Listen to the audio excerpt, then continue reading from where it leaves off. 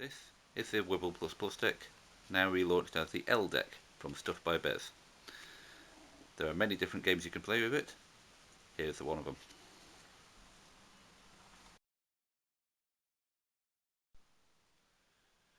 Mickell is a solo game where you'll be drawing cards one at a time from the deck and setting them in rows in front of you to try and make words as long as possible.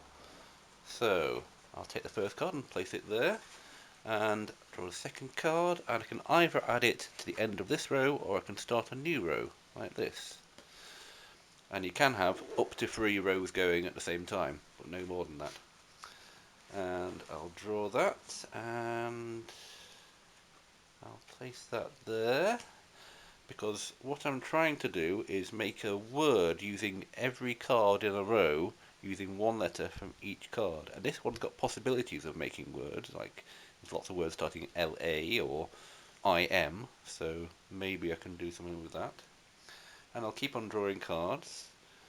I'll start a new row with that. I'm just going to skip ahead a little way so I can draw a few more cards and join you a little bit further in the game so I can explain what happens next.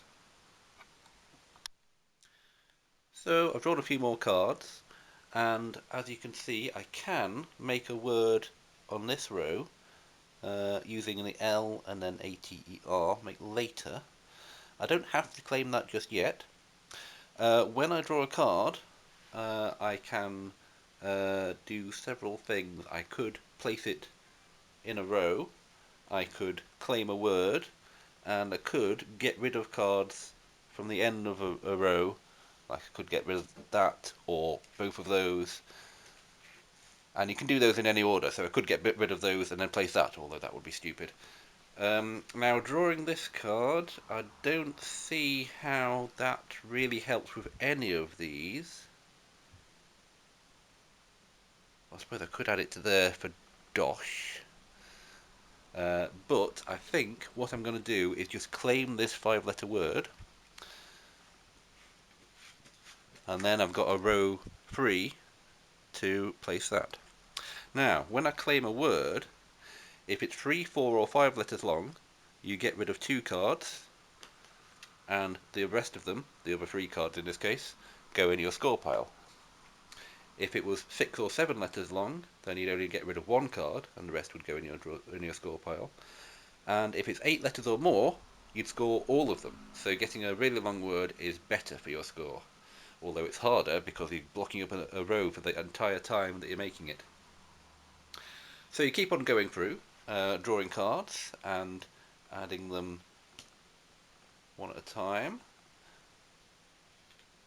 and trying to make the longest words you can. You keep on going till the end of this deck. You get one last chance to, if you like, you can get rid of any cards you like at the end of the row and make any words that you can from each row, if there's any 3 or more letter words that you can make. And then you see how many cards in your score pile, and that's your score.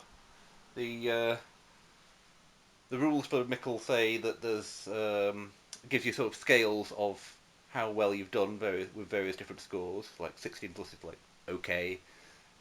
If you got 24, that's very good, but you need like 30 plus to be brilliant. I think my best score is 25 so far, but I need to play it more. Now you may be wondering about the name Mickell.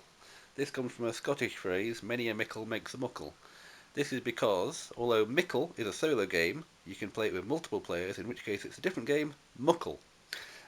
The way that's played is everybody has to have their own deck, and one person who acts as a caller draws a card, in this case IU, and everybody looks for the same card in their deck, so you're all playing the same card, but one person might play it in the top row, another player might place it in the second row, so you end up with different words. So you've gone through the same deck, in the same order, but some people will score better than others. You can play it with any number of people as long as you've got enough decks for them all to have one. Another point to make in this game is that the numbers on the cards are quite relevant to your planning. In the L deck, the top letter is the common letter, like we've got E, R, N, A. There's 6 of each of those in a deck, so there's 6 E's, 6 A's, 6 R's, and so on. The bottom letter on each card is a less common one, and the number there shows you how many of them are on a deck. So there's only 1 K in the whole deck, but there are 5 H's. Like there's 1 there and 1 there, and 4 others in the deck, 3 others in the deck. So if you're making a word and the thing you need to make it perfect is to have a K, but the K is already gone, then you're not going to be able to make it. So that's something to take into account for planning your words. Just look at the cards, numbers, and you'll be able to tell how many there are.